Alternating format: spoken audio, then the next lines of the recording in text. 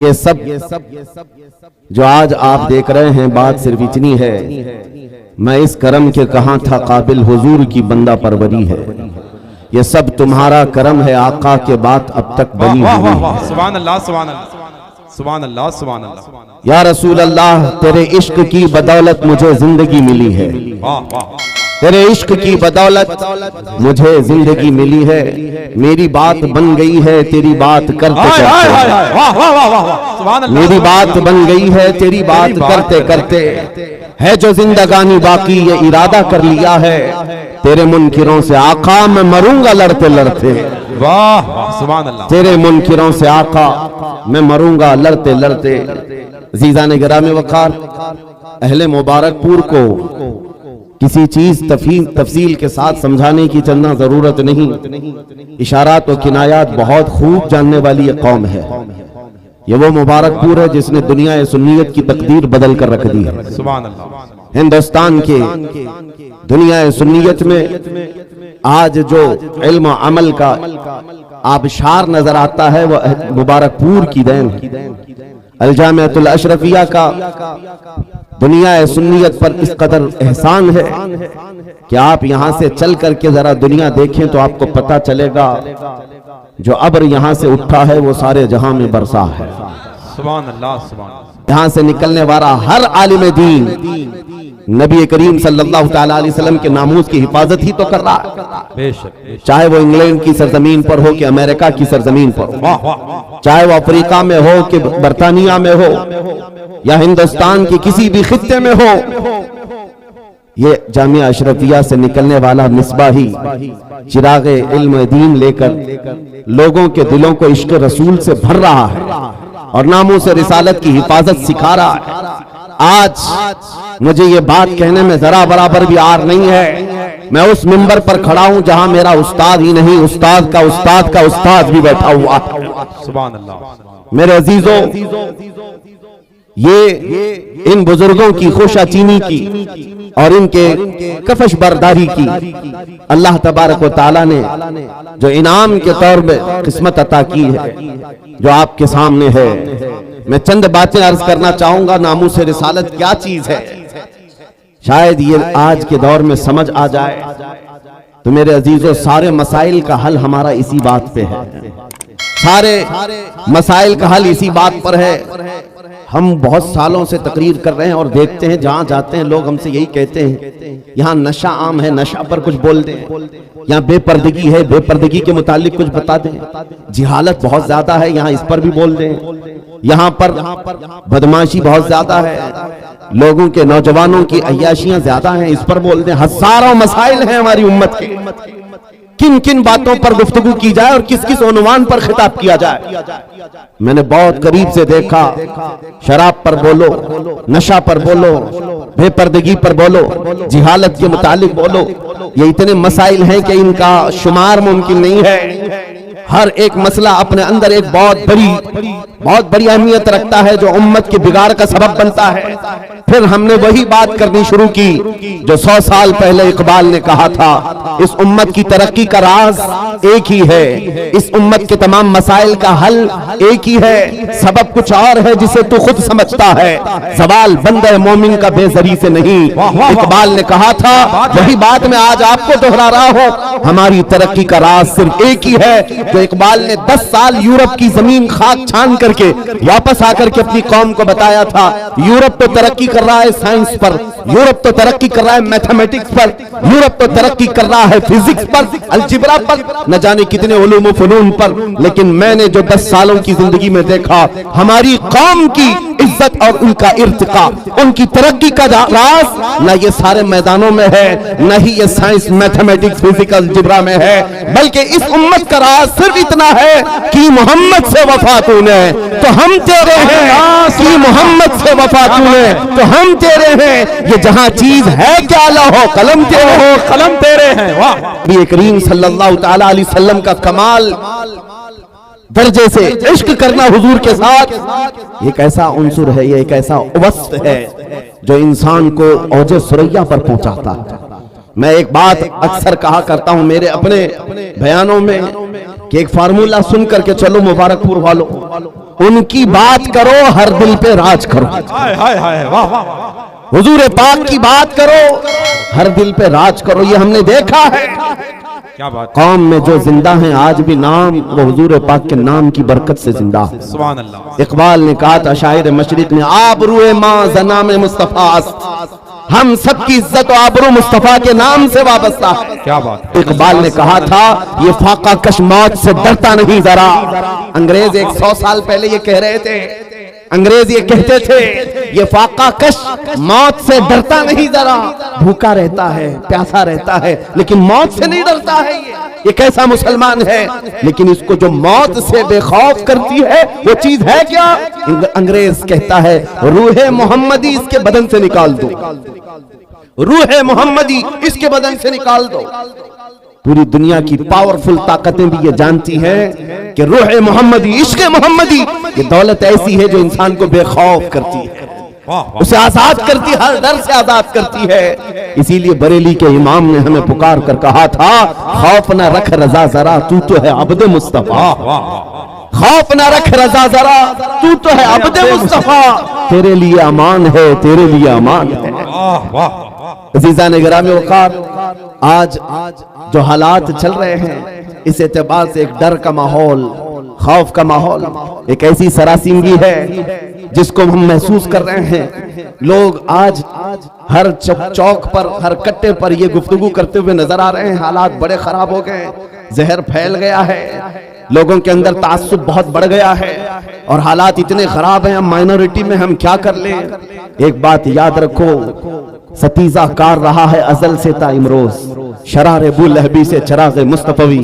یہ حالات آج ہی خراب نہیں ہوئے ہیں، ہماری تاریخ اس سے بھری پڑی ہوئی ہے. حالات ہر زمانے میں اسی طرح کے ہوتے رہے اور اسلام کا یہ حسین پودا اسی طرح لہلہاتا رہا. آج کے حالات بھی نکل پڑیں گے، اسی طرح چلے جائیں گے. چاند کو بھی گہن لگتا ہے لیکن جب گہن چھٹ جاتا ہے وہ اپنے آب و تاب کے ساتھ چمکتا ہے. آج اس امت کے حوال اگرچہ خستہ نظر آتے ہو لیکن تمہیں نروس ہونے کی ضرورت نہیں، تمہیں ڈر کر کے اپنا گھر، اپنا دین اور اپنا مسلک بدلنے کی ضرورت نہیں ہے. انتظار کرو وہ رب قدیر جو اندھیروں کے بعد اجالے لاتا ہے، وہ رب قدیر جو رات کے بعد صبح لاتا ہے، ہم پر آئے ہوئے اس گہن کو بھی مولا دور فرمائے گا. اسی بات کو میں کہتا ہوں، آج دنیا شور مچا رہی ہے، جو حالات چل رہے ہیں. میں مختصر سی بات کر کے اشارے میں آگے اپنے موضوع کی طرف آتا ہوں. میں آپ کے سامنے ایک آیت پڑھتا ہوں، 3-4 دن پہلے کی بات ہے. اس آیت کو پڑھا تو ایک میسج مجھے آیا، کہا مولانا اسٹیج پر بیٹھ کر کے چلانے سے کچھ ہوتا نہیں. قرآن کی آیت ہے، هو الذی ارسل رسولہ بالہدی ودین الحق لیظہرہ علی الدین کلہ. وہ اللہ ہے جس نے اپنے رسول کو ہدایت کے ساتھ اور دین حق کے ساتھ بھیجا. کس لیے بھیجا؟ اس لیے کہ پوری دنیا پر یہ دین غالب آئے.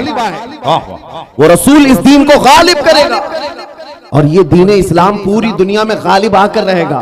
جب ہم بات کر رہے ہیں اس زمانے میں میرا دین غالب آئے گا، لوگ مذاق اڑاتے ہیں، کہتے ہیں حالات ذرا باہر نکل کر کے دیکھو تمہارے چھیترے اڑ رہے ہیں اور تم کہہ رہے ہو کہ دین غالب آئے گا.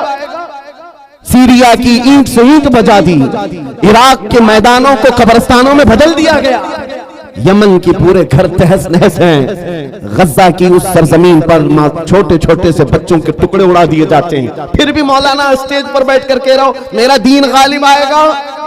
لوگوں کان کھول کر سن لو، اس سے برے حالات بھی ہو جائیں تب بھی میں کہوں گا میرا دین غالب آئے گا. اس لیے نہیں کہ یہ میرے پیٹ کی بات ہے بلکہ کائنات کے خالق کی بات ہے. سبحان اللہ سبحان اللہ. رب ذوالجلال نے فرمایا اور یہ ہو کر رہے گا، دین غالب آئے گا. ان حالات میں لوگ یہ کہتے ہیں جب ہر طرف سے ہم ہی مارے جا رہے ہیں، ہماری ہی ٹکڑے ہو رہے ہیں، سارے ظلموں کا نشانہ ہم ہی ہیں، پوری دنیا نے ہم کو ٹارگٹ نمبر 1 پر رکھا ہوا ہے.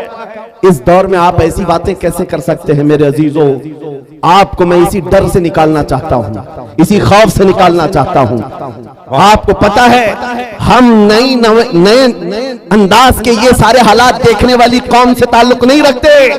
ہم تو اس قوم سے تعلق رکھتے ہیں جہاں 14 صدیوں سے ہمارے بڑوں نے ہمیں کربلا کی داستانیں سنائی.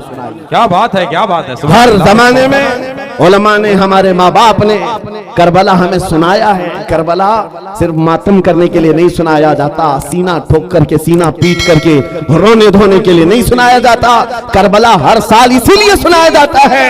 اے امت مسلمہ یاد رکھو، اسلام میں کبھی بھی تعداد نہیں دیکھی جائے گی، جہاں اہل حق ہوں گے اللہ کی مدد ہوگی۔ کربلا میں اگرچہ اہل بیت رسول اللہ کے گھر کے نوجوانوں کے ٹکڑے ہو گئے تھے، لیکن پوری دنیا جانتی ہے جیت انہی کی تھی، جیت انہی کی تھی۔ اسی طرح آج میں کہتا ہوں غزہ کو اگر ظالم و جبروتی طاقتیں مل کر کے تہس نہس کر ڈالیں، ان 20 لاکھ مسلمانوں کو مار کر ختم کر کے صحرا بھی بنا دیں، تب بھی ہم کہیں گے کہ غزہ کے اہل حق ہی جیت پائے ہوئے ہیں، فتح عروج کی طرف ہے، اور اس کی طاقت کا لوہا پوری دنیا مانتی ہے۔ میں چند مثالیں آپ کے سامنے رکھوں گا۔ جانتے ہو خلفائے راشدین میں سب کی اپنی فضیلتیں ہیں، لیکن خلیفہ دوم فاروق اعظم سیدنا عمر بن خطاب رضی اللہ تعالیٰ عنہ کے جلال کا اور ان کی عظمت اور ہیبت کا ایک الگ انداز تھا۔ قیصر اور کسریٰ بھی تھر تھر کانپتے تھے، اور وہ ننگی پیٹھ پر پیپل کے درخت کے نیچے سونے والا غلام رسول، لیکن پوری دنیا طاقت کا لوہا مانتی تھی۔ وجہ کیا ہے؟ وہ عشق رسول سے بھرا ہوا سینہ لے کر چلتا تھا۔ عمر فاروق کے پاس سب سے بڑی چیز کیا تھی جانتے ہو؟ ایک بار آپ کو جب امیر المومنین کہہ کر پکارا گیا، آپ کے آنسو نکل آئے، لوگوں سے کہا اے لوگوں سنو، میں اپنی حیثیت بتاتا ہوں۔ میری حیثیت کیا ہے؟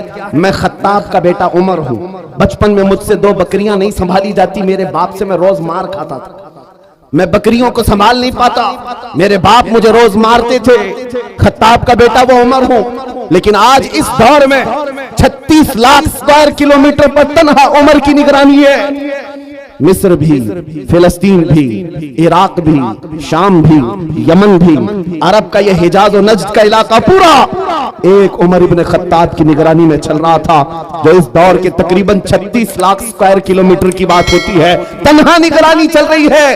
لیکن اس عمر ابن خطاب نے یہ نہیں کہا کہ میں نے اپنے طاقت کے بلبوتے تم پر حکمرانی قائم کی ہے، میں اپنے عدل کے بلبوتے تم پر اس حکمرانی کا تخت بچھایا ہے، نہیں، لوگوں سے کہا کہ اے لوگوں، یہ جو آج مجھے حیثیت ملی ہے اس لیے نہیں کہ خطاب کا بیٹا عمر ہوں، اس لیے کہ محمد عربی کا غلام عمر۔ سبحان اللہ۔ تو بار بار ہم سے یہ انویسٹیگیشن کرتے ہیں، آپ چاہتے کیا ہندوستان؟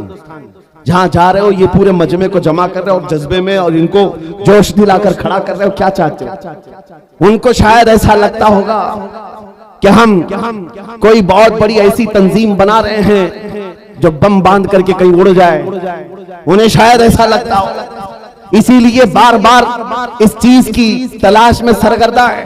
میں کھل کر کے بیان کرتا ہوں میرے عزیزو، کھل کر کے۔ ابھی ہم اپنے ممبئی میں ایک مرکز بنا رہے تھے، تو صاحب وہاں تک پہنچی باتیں، کچھ لوگ کہنے لگے یہ کچھ سرنگ بنا رہے ہیں جس میں جہاد سکھانے والے ہیں۔ چھوٹا سا ایک ناموس رسالت کے تحفظ کی خاطر ایک مرکز بنانے کی بات کی تو ایسی باتیں پھیلائے۔ یاد رکھو ہم سرنگ میں نہیں سکھاتے، کھلے میدان میں سکھائیں گے، اور وہ بھی کوئی ایسی ویسی تربیت نہیں جس کی میں بات کر رہا ہوں۔ ہمارا مشن کیا ہے؟ میاں میں تو اپنے نوجوانوں سے کہتا ہوں چاقو چوری تلوار بندوق بارود تو دور ہے، تم بلیڈ لے کر کے بھی مت چلو، اس لیے کہ پلاسٹک کا بلیڈ بھی تمہارے ہاتھ میں ہوگا تو کل فرنٹ پیج پہ تمہارا نام آتنکوادیوں کے ساتھ۔ یہ تو آج کا مزاج ہے۔ میں جس مشن کی بات کر رہا ہوں وہ بات اتنی ہے، چھوڑو یہ سارے ہتھیار، وہ ہتھیار کیوں نہیں اپناتے جو غریب نواز ہندوستان آئے تھے تو لے کر کے آئے تھے؟ وہ سب سے بڑا ہتھیار عشق مصطفیٰ کی دولت، حضور پاک صلی اللہ تعالی علیہ وسلم کی محبت کاملہ۔ میں جانتا ہوں جب اپنا نوجوان اس دولت سے بھرپور اور سرشار ہو جائے تو اس کا چلنا پھرنا دیکھ کر ہی کئی کیڑوں کو موت آ جائے۔